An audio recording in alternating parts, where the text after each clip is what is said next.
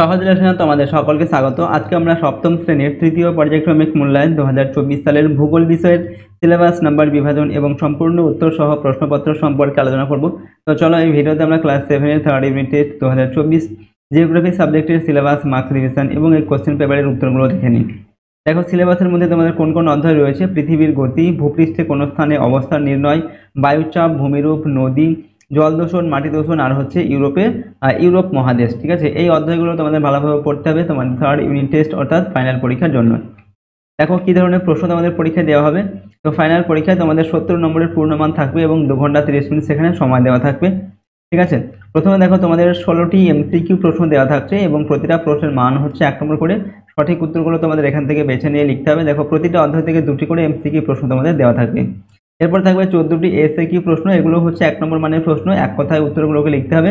এগুলো তোমাদের দেখো প্রতিটা অধ্যায় থেকে 2টি করে প্রশ্ন দেওয়া থাকছে, শুধুমাত্র জল দূষণ, মাটি দূষণ সেখান থেকে 1টি করে প্রশ্ন দেওয়া থাকবে। এরপর তোমাদের 2 নম্বর মানের 4টি প্রশ্নের উত্তর লিখতে হবে। 4 দুগুণে 8 নম্বর, এখানে এক্সট্রা প্রশ্নও কিন্তু দেওয়া থাকবে, অর্থাৎ অতিরিক্ত প্রশ্ন দেওয়া থাকবে, সেখান থেকে তোমাদের 4টি প্রশ্নের উত্তর লিখতে হবে। এরপর 3 নম্বর মানের প্রশ্নের উত্তর তোমাদের 4টি লিখতে হবে। 3 4 12 নম্বর, এখানেও এক্সট্রা প্রশ্ন দেওয়া থাকবে। আর 5 নম্বর মানের প্রশ্নের উত্তর তোমাদের সাধারণত 3টি প্রশ্নের উত্তর লিখতে হবে। 3 5 15 নম্বর, এখানেও কিন্তু এক্সট্রা প্রশ্ন দেওয়া থাকবে। এছাড়াও তোমাদের ম্যাপ পয়েন্টিং দেওয়া থাকতে পারে 5টি, 1 নম্বর মানে, ঠিক আছে, 5 একে 5 নম্বর। এরকমভাবে টোটাল 70 নম্বরের পরীক্ষা তোমাদের হবে থার্ড ইউনিট টেস্ট অর্থাৎ ফাইনাল পরীক্ষা, এবং 2 ঘন্টা 30 মিনিট সেখানে সময় দেওয়া থাকবে। তো চলো এখন আমরা এই প্রশ্নপত্রের উত্তরগুলো দেখে নিই পরপর। তার আগে অবশ্যই চ্যানেলটিকে তোমরা সাবস্ক্রাইব করে রাখবে এবং বেল আইকনে প্রেস করার পর অল অপশানটিকে সিলেক্ট করবে, ভিডিওটিতে একটি লাইক করবে এবং ভিডিওটি বন্ধু বান্ধবীর সঙ্গে শেয়ার করবে। আর যদি তোমরা এই সমস্ত প্রশ্নোত্তরের পিডিএফ ফাইলগুলো পেতে যাও তাহলে আমাদের সহজ লেসন অ্যাপটিকে ইনস্টল করে রাখবে, সেখানে ভিডিওর পাশে পিডিএফগুলো দেওয়া থাকবে, চাইলে তোমরা সেখান থেকে পিডিএফগুলো নিজেদের ফোনে ডাউনলোডও করে নিতে পারবে। দেখো এখানে প্রশ্নপত্রের 1 নম্বর জায়গায় রয়েছে পৃথিবীর রেখা মানচিত্রে উপযুক্ত নাম ও সংকেত সহ চিহ্নিত করো। 5টি প্রশ্ন রয়েছে, প্রশ্নের মান হচ্ছে 1 নম্বর করে। প্রথমে কয়ের দিকে দেওয়া আছে ভলগা নদী, এরপর হচ্ছে আফ্রিকার ভূমধ্য সাগরীয় জলবায়ু অঞ্চল, আলপাস পর্বত, আরব মালভূমি, আর হচ্ছে ইউরোপের তুন্দ্রা উদ্ভিদ অঞ্চল। এগুলো তোমাদের যে মানচিত্র দেওয়া হবে সেখানে উপযুক্ত নাম ও সংকেত সহ চিহ্নিত করে দেখাতে হবে। 2 নম্বর জায়গায় রয়েছে দেখো সঠিক উত্তরটি নির্বাচন করো। এখানে 16টি প্রশ্নের উত্তর লিখতে হবে, প্রশ্নের মান 1 নম্বর করে। 2 এর কয়ের জায়গায় দেওয়া আছে 1 মিলিবার বায়ুচাপ ড্যাশ ইঞ্চি পারদ স্তম্ভের চাপের সমান। এখানে অপশান দেখো 4টি অপশান দেওয়া আছে, তো সঠিক উত্তর যেটা হবে সেটা শূন্যস্থানে বসাতে হবে। তো 1 মিলিবার বায়ুচাপ হচ্ছে 0.02953 ওকে ইঞ্চি পারদ স্তম্ভের চাপের সমান। অপশান অটা এখানটা সঠিক উত্তর হবে। পরের প্রশ্ন দেখো ক্ষয়ের দাগে সূর্যের উত্তরায়ণ শেষ হয় 21 জুন, 23 সেপ্টেম্বর, 22 ডিসেম্বর না 21 মার্চ। তো সূর্যের উত্তরায়ণ শেষ হয় 21 জুন। নেক্সট গয়ের দাগে ভারতের পূর্ব ও পশ্চিম সীমানার মধ্যে স্থানীয় সময়ের পার্থক্য হয় 1 ঘন্টা 35 মিনিট, 1 ঘন্টা 55 মিনিট, 1 ঘন্টা 45 মিনিট না 2 ঘন্টা। তো ভারতের পূর্ব ও পশ্চিম সীমানার মধ্যে স্থানীয় সময়ের পার্থক্য হয় 1 ঘন্টা 45 মিনিট। পরের প্রশ্ন হচ্ছে ঘয়ের দাগে 0 ডিগ্রি দ্রাঘিমা রেখার ঠিক বিপরীতে অবস্থিত দ্রাঘিমা রেখার মান হলো। অপশান রয়েছে 45 ডিগ্রি, 90 ডিগ্রি, 135 ডিগ্রি না 140 ডিগ্রি। তো 0 ডিগ্রি দ্রাঘিমা রেখার ঠিক বিপরীতে অবস্থিত দ্রাঘিমা রেখার মান হচ্ছে 180 ডিগ্রি হবে। এরপর দেখো উমর দাগে পৃথিবীতে মুক্তি বেগের পরিমাণ সেকেন্ডে 11.2 কিলোমিটার, 12.2 কিলোমিটার, 13.2 কিলোমিটার না 14.2 কিলোমিটার। তো পৃথিবীতে মুক্তি বেগের পরিমাণ হচ্ছে সেকেন্ডে 11.2 কিলোমিটার।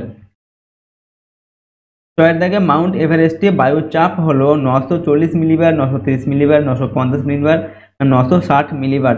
তো এখানে উত্তর হবে কি না মাউন্ট এভারেস্টে বায়ুর চাপ হচ্ছে 930 মিলিবার। অপশান 8 এখানে সঠিক উত্তর হবে, ঠিক আছে।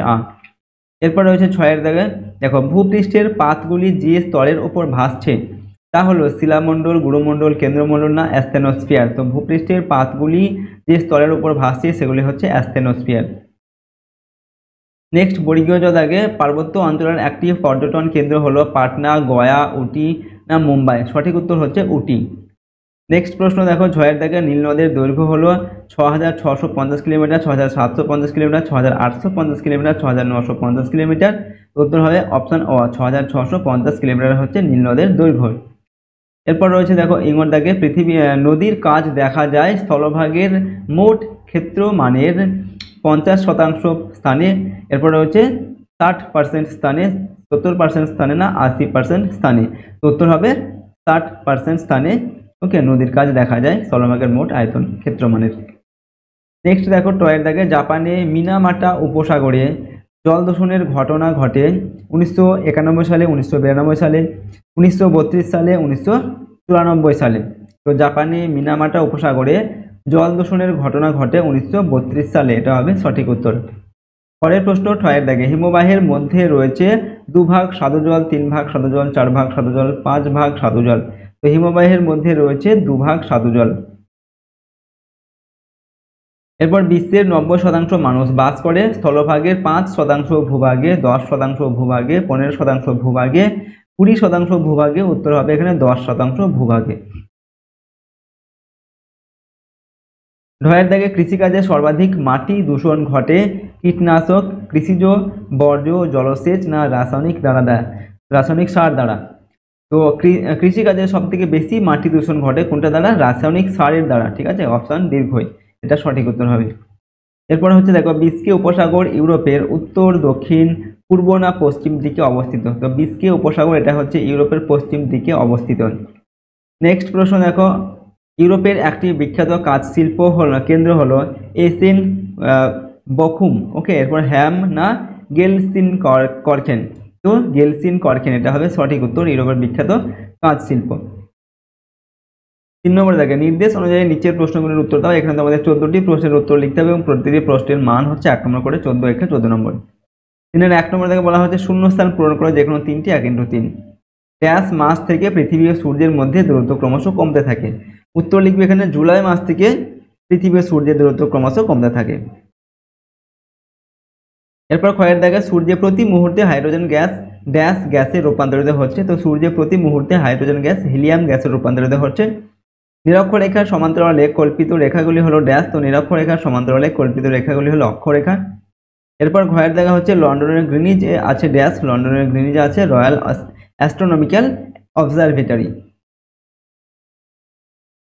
2 নম্বর সত্য অথবা মিথ্যা লেখো, যে কোনো 3টি লিখতে হবে। প্রশ্নের মান দেখো 1 নম্বর করে। কয়ের দাগে মূল মধ্যরেখা থেকে পশ্চিম দিকে গেলে সময় পিছিয়ে যায়, এটা সত্য না মিথ্যা হবে? এটা হবে সত্য। কয়ের দাগে প্রতি বর্গ সেন্টিমিটারে বায়ুর চাপ প্রায় 1 টন, এটা হচ্ছে মিথ্যা। কয়ের দাগে নিম্নচাপ অঞ্চলে শান্ত আবহাওয়া বিরাজ করে, এটা হচ্ছে সত্য। কয়ের দাগে পর্বতের উচ্চতা সাধারণত 1500 মিটারের বেশি হয়, এটা হবে মিথ্যা। 3 নম্বর নিচের প্রশ্নগুলির উত্তর দাও। যে কোনো 4টি লিখতে বলা হচ্ছে। প্রশ্নের মান 1 নম্বর করে। কয়ের দাগ বলা হচ্ছে কি মালব মালভূমি কি জাতীয় মালভূমির উদাহরণ? তো মালব মালভূমি লাভা জাতীয় মালভূমির উদাহরণ। কয়ের দাগে দক্ষিণ আমেরিকার বিখ্যাত সমভূমির নাম কি? তো দক্ষিণ আফ্রিকার বিখ্যাত সমভূমির নাম পম্পাস সমভূমি। কয়ের দাগে গঙ্গা নদীর উৎস কোথায়? উত্তরটা লিখবে গঙ্গা নদীর উৎস গঙ্গোত্রী হিমবাহের গোমুখ। এরপর ঘয়ের দাগে ভারতের দীর্ঘতম অন্তর্বাহিনী নদীর নাম লেখো। তো ভারতের দীর্ঘতম অন্তর্বাহিনী নদীর নাম হচ্ছে লুনি। উমর দাগে নিম্ন গতিতে নদীর প্রধান কাজ কি? তো নিম্ন গতিতে নদীর প্রধান কাজ হচ্ছে সঞ্চয়। 4 নম্বর বাম স্তম্ভের সঙ্গে ডান স্তম্ভ মেলাও। 1 × 4 = 4। বাম স্তম্ভে দেওয়া আছে ক্যাডমিয়াম, এরপর পারদ, টেমস আর রাইন, এবং ডান স্তম্ভে দেওয়া আছে ইংল্যান্ড, নেদারল্যান্ড, মিনামাটা, ইতাই, জার্মানি। তো দেখো এটা আমরা কিভাবে মিলাবো। দেখো ক্যাডমিয়াম এটা হচ্ছে ইতাই রোগ হয়ে থাকে ক্যাডমিয়াম এর প্রভাবে। এরপর পারদ এটা হচ্ছে মিনামাটার রোগ হয় পারদের জন্য। টেমস হচ্ছে ইংল্যান্ডের নদী, আর রাইন এটা হচ্ছে জার্মানির নদী। ওকে, তো এরকম ভাবে আমরা মিলিয়ে দিলাম। এরপর ক্ষয়ের দাগে খুব সংক্ষেপে উত্তর দাও। যে কোনো 4টি লিখতে বলা হচ্ছে। প্রশ্নের মান 2 করে, 4 × 2 = 8 নম্বর দেওয়া আছে। ক্ষয়ের দাগে সমচাপ রেখা বলতে কি বোঝো? তো নির্দিষ্ট সময়ে পৃথিবীর যে সমস্ত স্থানে, এটা যে হবে, পৃথিবীর যে সমস্ত স্থানে একই রকম বায়ুচাপ যুক্ত অঞ্চল রয়েছে সেই সব স্থানগুলিকে মানচিত্রে যে কাল্পনিক রেখা দ্বারা যুক্ত করা হয় তাকে সমচাপ রেখা বলে। ক্ষয়ের দাগে নিরক্ষর রেখা কাকে বলে? পৃথিবীর মাঝ বরাবর পূর্ব পশ্চিমে বিস্তৃত যে কাল্পনিক রেখাটি পৃথিবীকে 2টি সমান ভাগে ভাগ করেছে তাকে নিরক্ষর রেখা বলে। ক্ষয়ের দাগে ইউট্রোফিকেশন কি? দেখো নাইট্রেট ফসফেট ও সালফেট জাতীয় রাসায়নিক সার কৃষি কাজে ব্যবহারের ফলে সেই সব কৃষি জমি থেকে সারগুলি বৃষ্টির জলের মাধ্যমে হ্রদ, জলাশয় ও পুকুরের জলে মিশলে শৈবাল, আগলি জাতীয় জলজ উদ্ভিদ অস্বাভাবিকভাবে জন্মায় ও বৃদ্ধি পায়, এবং পরে এগুলি মরে পচতে থাকে এবং জলাশয়ে জমে জলাশয় ক্রমশ ভরাট হয়ে আসে। এই প্রক্রিয়াকে ইউট্রোফিকেশন বলে। ইউট্রোফিকেশনের ফলে জলে পুষ্টি পদার্থের পরিমাণ বৃদ্ধি পায়, কিন্তু জলের দ্রবীভূত অক্সিজেনের পরিমাণ হ্রাস পায়। ঘয়ের দাগে মাটি দূষণ প্রতিরোধে আমাদের কি করা উচিত? তো 1 নম্বর, গৃহস্থালির ও শিল্পজাত প্লাস্টিক বর্জ্য পদার্থ আবর্জনা সঠিক জায়গায় ফেলা উচিত। 2 নম্বর, পলিথিন এর বদলে কাগজের ঠোঙা ব্যবহার করা উচিত। 3 নম্বরে, কৃষিক্ষেত্রে রাসায়নিক সার ও কীটনাশকের পরিবর্তে জৈব সারের ব্যবহার করা উচিত। 4 নম্বর, যত্রতত্র মলমূত্র ত্যাগ করা উচিত নয়। 5 নম্বর হচ্ছে মৃত্তিকা দূষণ রোধ করার জন্য প্রচুর পরিমাণে বৃক্ষরোপণ করা উচিত। তো এগুলো হচ্ছে মৃত্তিকা দূষণ প্রতিরোধে আমাদের যে করণীয় বিষয় সেগুলো আমরা করতে পারি। উঙ্গর দাগে হচ্ছে লন্ডন অববাহিকা বলতে কি বোঝন? তো ব্রিটিশ যুক্তরাজ্যের দক্ষিণ পূর্ব দিকে প্রবাহিত টেমস নদীর উভয় তীরে চিল্টার্ন ও নর্থ ডাউনস নামে দুটি পর্বতের মধ্যবর্তী নিম্ন সমতল ভূমিকে লন্ডন অববাহিকা বলা হয়। ঠিক আছে। ছয়ের দেখা, পোল্ডার ভূমি কি? উত্তর লিখবে নেদারল্যান্ডের সমুদ্র তীরের অগভীর এলাকা ভরাট করে যে ভূমি তৈরি করা হয় তাকে পোল্ডার ভূমি বলে। এরপর দেখো 5 নম্বর দাগে, নিচের প্রশ্নগুলির উত্তর দাও, যে কোনো 4টি লিখতে হবে। প্রশ্নের মান 3 নম্বর করে, 3 4 12 নম্বর। কয়ের দাগে মানব জীবনে পর্বতের প্রভাবগুলি বিশ্লেষণ করো।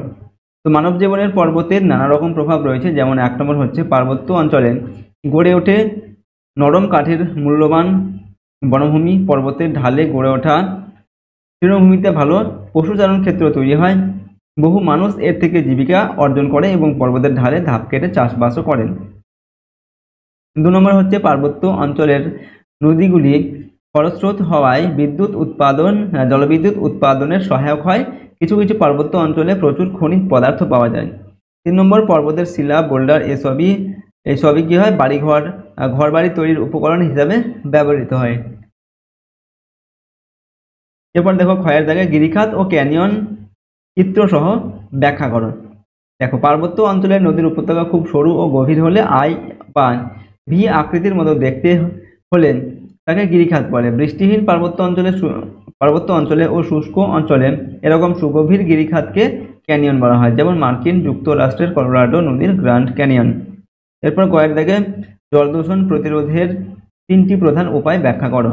তো 1 নম্বর ব্যাখ্যা হচ্ছে কি, নদী, জলাশয় ও সমুদ্রের জলে সরাসরি নোংরা আবর্জনা ফেলা যাবে না। 2 নম্বর হচ্ছে কলকারখানার নোংরা জল পরিশুদ্ধ করে নদী নালায় ফেলা উচিত। ওকে। 3 নম্বর, প্লাস্টিক, মৃতদেহ, কঠিন বর্জ্য জলাশয়ে ফেলা উচিত নয়। ঠিক আছে, এগুলো হচ্ছে জল দূষণ প্রতিরোধের উপায়। পরের প্রশ্ন, ঘয়ের দাগে মাটি দূষণের 3টি প্রধান কারণ আলোচনা করো। এখন আমরা উত্তর লিখছি 1 নম্বর দিয়ে, শিল্প থেকে দূষণ, শিল্প কারখানা থেকে দূষিত বর্জ্য তেল, দূষিত বর্জ্য জল, তেল জাতীয় পদার্থ, ঠিক আছে, প্লাস্টিক, ধাতব দ্রব্য, নানান রাসায়নিক দ্রব্য ইত্যাদি মাটিতে মিশে মাটিকে দূষিত করে। এটা হচ্ছে মাটি দূষণের একটা কারণ। 2 নম্বর হচ্ছে জমিতে রাসায়নিক সার ও কীটনাশকের ব্যবহার। কৃষি জমিতে অতিরিক্ত রাসায়নিক সার ও কীটনাশক ব্যবহারের ফলে মাটি দূষিত হয়। 3 নম্বর, প্লাস্টিক জাতীয় আবর্জনা। প্লাস্টিক পচনশীল নয় ও সহজে ক্ষয়প্রাপ্ত হয় না, ফলে প্লাস্টিকের প্রভাবে মাটি তার স্বাভাবিক উর্বরতা শক্তি হারিয়ে ফেলে ও জমি চাষের অযোগ্য হয়ে পড়ে। উঙ্গর দাগে দেখো, পোল্ডার ভূমি কিভাবে তৈরি করা হয়। উত্তর লিখবে পোল্ডার ভূমি তৈরি করতে প্রথমে অগভীর জলাভূমি বা সাগরের কিছু অংশ চারদিকে মাটি বা কংক্রিটের বাঁধ দিয়ে ঘিরে ফেলা হয়। এই বাঁধের ভিতর থাকে জল নিকাশি চক্র, খাল। এরপর ওই ঘেরা জলাভূমিকে পাম্পের সাহায্যে কাদা জল দিয়ে ভরাট করা হয়। ওকে। জলাভূমির তলদেশে পলি বা কাদা থিতিয়ে গেলে জলের উপরে জল পাম্পের সাহায্যে খাল দিয়ে সমুদ্রে ফেলা হয়। পলি শুকিয়ে যাওয়ার পর বেশ কয়েক বছর ওই জমিকে লবণমুক্ত করার জন্য ফেলে রাখা হয়। সবশেষে জমিকে কৃষিকাজের উপযোগী করে তোলার জন্য সেখানে বেশ কয়েক বছর ধরে হে, ক্লোভার প্রভৃতি পশুখাদ্যের চাষ করা হয় এবং পশুপালন করা হয়। এরপরে জমি কৃষির উপযুক্ত হয় এবং সেখানে শস্য ও ফুলের চাষ করা হয়। তো এর দেখা হচ্ছে ইউরোপের তুন্দ্রা, ভূমধ্যসাগরীয় ও মহাদেশীয় জলবায়ুর বৈশিষ্ট্য আলোচনা করো। তো প্রথমে আমরা তুন্দ্রা জলবায়ুর বৈশিষ্ট্য লিখছি। ইউরোপ মহাদেশের উত্তরাংশে নরওয়ে, সুইডেন, ফিনল্যান্ড ও রাশিয়ার উত্তরাংশে বিস্তীর্ণ এলাকায় তুন্দ্রা জলবায়ু দেখা যায় সারা বছর। তীব্র শীতল আবহাওয়া ও তুষারপাতের কারণে এইসব অঞ্চলের ভূমি বছরের 9 থেকে 10 বছর 10 মাস বরফে ঢাকা থাকে। ওকে, এরপর ভূমধ্যসাগরীয় জলবায়ুর বৈশিষ্ট্য কিনা, ইউরোপের দক্ষিণাংশে ইতালি, স্পেন, ফ্রান্স, গ্রিস প্রভৃতি দেশের ভূমধ্যসাগরীয় উপকূল অঞ্চলে এই জলবায়ু দেখা যায়। এখানে শীতকালে বৃষ্টিপাত হয়, গ্রীষ্মকালে উষ্ণতা 21 থেকে 27 ডিগ্রি সেলসিয়াস থাকে, শীতকালে উষ্ণতা থাকে 5 থেকে 10 ডিগ্রি সেলসিয়াস। সারা বছরের বৃষ্টিপাতের পরিমাণ 40 থেকে 75 সেন্টিমিটার। এরপর মহাদেশীয় জলবায়ুর বৈশিষ্ট্য কিনা, ইউরোপের মধ্য ও পূর্বাংশে রাশিয়া ও ইউক্রেনে এই জলবায়ু দেখা যায়। এখানে গ্রীষ্মকালীন উষ্ণতা হচ্ছে 20 ডিগ্রি থেকে 22 ডিগ্রি সেলসিয়াস এবং শীতকালীন তাপমাত্রা থাকে এখানে হিমাঙ্কের নিচে। এখানে বৃষ্টিপাত কম, বছরে 20 থেকে 50 সেন্টিমিটার মতো বৃষ্টিপাত হয়। পরের প্রশ্ন 6 নম্বর দাগে নিচের প্রশ্নগুলোর উত্তর দাও। এখানে যে কোনো 3টি প্রশ্নের উত্তর লিখতে হবে। প্রশ্নের মান 5 নম্বর করে, 3, 4, 12 নম্বর দেওয়া আছে। কয়ের দাগে বিভিন্ন প্রকার পর্বতের সচিত্র পরিচয় দাও। তো উৎপত্তি অনুসারে পর্বত 3 প্রকার হয়ে থাকে: ভঙ্গির পর্বত, স্তূপ পর্বত আর হচ্ছে আগ্নেয় পর্বত। ভঙ্গির পর্বত কিনা ভূপৃষ্ঠের কোমল পাললিক শিলাস্তর পলিস্তরের পার্শ্ববর্তী চাপে ভাঁজ পড়ে যে পর্বত গঠিত হয় তাকে ভঙ্গির পর্বত বলে। যেমন ভারতের হিমালয়, দক্ষিণ আমেরিকার আন্দিজ, উত্তর আমেরিকার রকি পর্বত, এগুলো হচ্ছে ভঙ্গির পর্বত।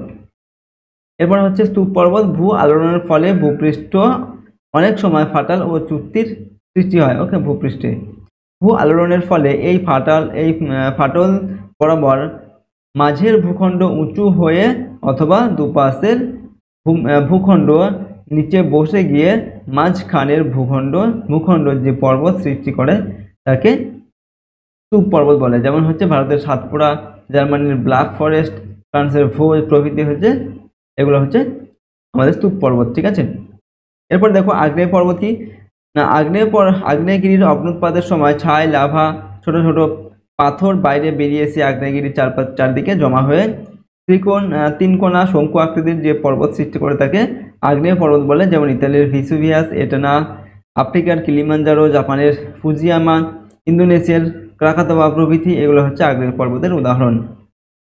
পরের দাগে প্রশ্ন, অক্ষরেখা ও দ্রাঘিমা রেখার মধ্যে পার্থক্য লেখো।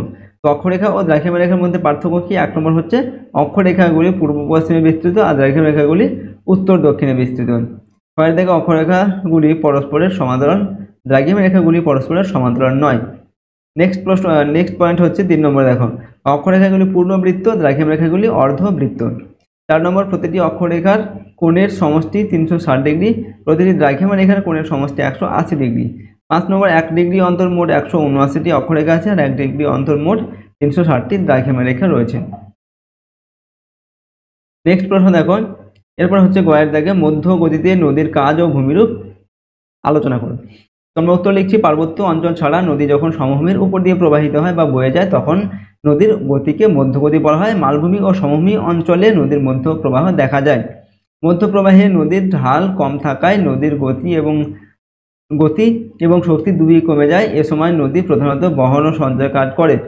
এ সময় নদীর নিচের দিকে ক্ষয়প্রাপ্ত না হওয়ার ফলে নদীর গভীরতা কমে যায় এবং প্রচুর উপনদীর মাধ্যমে জলের পরিমাণ বাড়ে। ফলে খুবই আঁকাবাঁকা পথে নদী প্রবাহিত হয়ে মেন্ডার সৃষ্টি করে। বয়ানা, পলি, বালি, নুড়ি কাঁকড় নদীর দুধারে বা মাঝে সজ্জিত হয়। নদীতে চড়া পড়ে কখনো নদী দ্বীপ তৈরি হয়। নদীতে কাঁকড়ের পরিমাণ বা জল বাড়লে বাঁকের একটা অংশ মূল নদী থেকে আলাদা হয়ে যায়।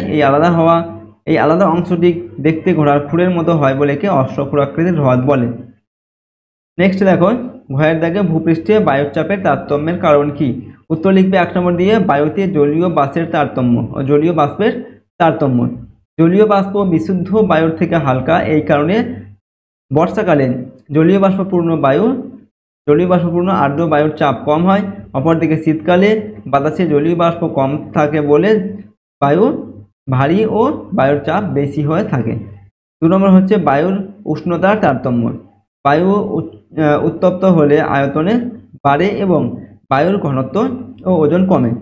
অপরদিকে বায়ুর উষ্ণতা হ্রাস পেলে আয়তন হ্রাস পায় বলে ওজন ও ঘনত্ব বেড়ে যায়। এসব কারণে উত্তাপিত হালকা বায়ু চাপ কম দেয় এবং শীতল বায়ু চাপ বেশি প্রদান করে। ঠিক আছে। 3 নম্বর পয়েন্ট, ভূপৃষ্ঠের উচ্চতা। বায়ুমণ্ডলের নিম্ন স্তরে বায়ুর চাপ বেশি হয় কারণ উপরের সকল বায়ুস্তরের ওজন নিচের বায়ুস্তরের উপর পড়ে। এই কারণে ভূপৃষ্ঠ সমতল থেকে যত উঁচুতে ওঠা যায় ততই বায়ুর ঘনত্ব ও ওজন কমে যায়। 4 নম্বর, পৃথিবীর আবর্তন। পৃথিবীর আবর্তন গতির জন্যও বায়ুর চাপের পার্থক্য ঘটে। পৃথিবীর আবর্তনের বেগ নিরক্ষীয় অঞ্চলে বেশি হওয়ায় নিরক্ষীয় অঞ্চল থেকে বাতাস ছিটকে অপসারিত হয়ে যায়, তাই নিরক্ষীয় অঞ্চলে বায়ুর চাপ কম। অপরদিকে মেরু অঞ্চলের আবর্তন গতি তুলনামূলকভাবে কম হওয়ায় বাতাস এখান থেকে সরে যায় না বলে উচ্চচাপের অবস্থান দেখা যায়। ঠিক আছে। 5 নম্বর পয়েন্ট, স্থল ও জলভাগের অবস্থান। মধ্য অক্ষাংশীয় অঞ্চলে জলভাগের তুলনায় স্থলভাগ গ্রীষ্মকালে বেশি উত্তপ্ত এবং শীতকালে বেশি শীতল থাকে। এই জন্য স্থলভাগে গ্রীষ্মকালে নিম্নচাপের ও শীতকালে উচ্চচাপের সৃষ্টি হয়। ঠিক আছে। এভাবে আমরা দেখো প্রশ্নের উত্তরটিকে লিখলাম। তো আজকের এই ভিডিওতে আমরা ক্লাস 7-এর তোমাদের তৃতীয় পর্যায়ক্রমিক মূল্যায়ন বা ফাইনাল পরীক্ষার হিস্ট্রি সাবজেক্টের এখানে আমরা সিলেবাস, নাম্বার বিভাজন এবং একটি কোশ্চেন পেপারের সম্পূর্ণ উত্তর আলোচনা করলাম। প্রতিটি প্রশ্ন উত্তর কিন্তু খুবই গুরুত্বপূর্ণ, সুতরাং সমস্ত প্রশ্ন এবং উত্তরগুলো অবশ্যই তোমরা ভালোভাবে মুখস্থ করবে এবং প্র্যাকটিস করবে। আর যদি আমাদের এই চ্যানেলে তোমরা নতুন হয়ে থাকবে, চ্যানেলটিকে সাবস্ক্রাইব করে রাখবে, সাথে বেল আইকনে প্রেস করবে এবং অল অপশানটিকে সিলেক্ট করে নেবে। ভিডিওটিতে অবশ্যই লাইক করবে, ভিডিওটি বন্ধু বান্ধবীর সঙ্গে শেয়ার করবে এবং এই সমস্ত প্রশ্নোত্তরের পিডিএফ ফাইলগুলো আমাদের সহজ লেসন অ্যাপের মধ্যে দেওয়া থাকবে, লিংক ডেসক্রিপশন বক্সে দেওয়া আছে, সেখান থেকে তোমরা অ্যাপটিকে ডাউনলোড করে পারো এবং সেখানে তোমরা ভিডিওর পাশে কিন্তু পিডিএফগুলো পেয়ে যাবে। তো চলো আজকের এই ভিডিওটিকে আমরা এখানে শেষ করছি। সম্পূর্ণ ভিডিওটি দেখার জন্য অসংখ্য ধন্যবাদ।